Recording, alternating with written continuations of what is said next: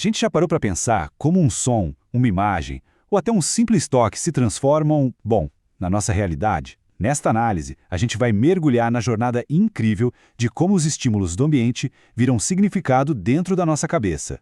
Como é que o mundo lá fora vira o mundo aqui dentro? É isso que vamos descobrir.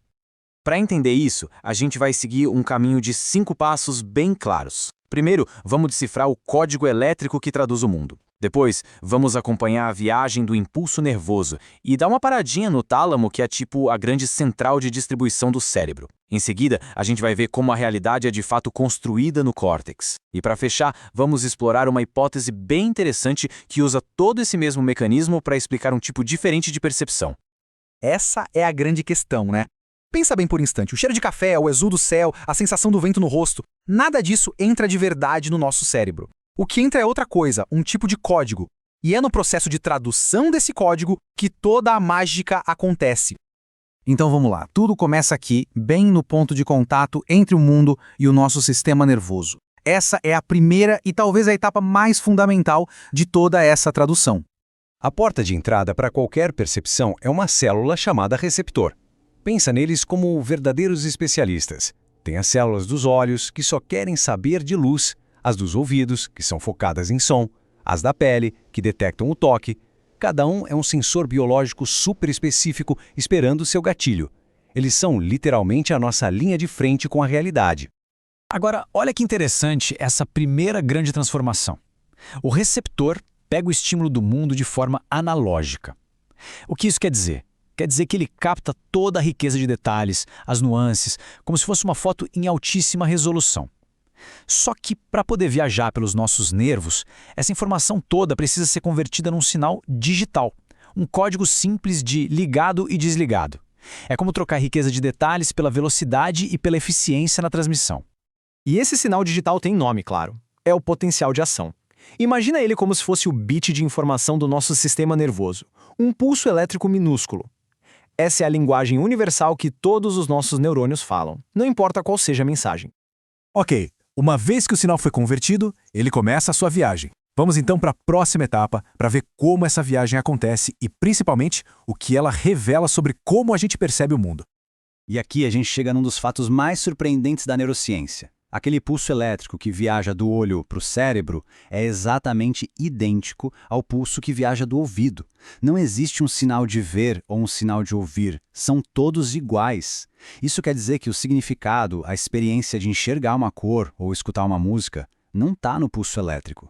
Então, peraí, se o sinal é sempre o mesmo, como é que o cérebro sabe a diferença entre uma cor e uma nota musical? O ponto crucial é esse. O que importa é o destino. É o endereço. Um pulso elétrico que chega lá no córtex visual vira uma imagem. O mesmíssimo pulso, se chegar no córtex auditivo, vira um som. O endereço da entrega é muito mais importante que a mensagem em si. E quem é o grande responsável por direcionar cada sinal para o endereço certinho? É aqui que entra o maestro da nossa percepção. Bem no meio do cérebro, a gente tem o tálamo. Pensa nele como se fosse a central dos correios, ou melhor, a torre de controle de tráfego aéreo do cérebro. Tirando uma parte do olfato, toda e qualquer informação sensorial tem que passar por ele antes de chegar no seu destino final. É o grande porteiro. E o mais legal é que o tálamo não analisa o conteúdo do sinal, ele olha de onde o sinal veio. Ele olha a etiqueta de remetente, ou seja, o nervo pelo qual o impulso chegou, e aí ele decide, esse aqui veio do nervo óptico, então o destino é o córtex visual, pode seguir. Ele é esse grande organizador que garante que cada mensagem chegue no departamento certo. Com o sinal devidamente entregue no endereço certo, a gente finalmente chega na etapa final, o córtex cerebral.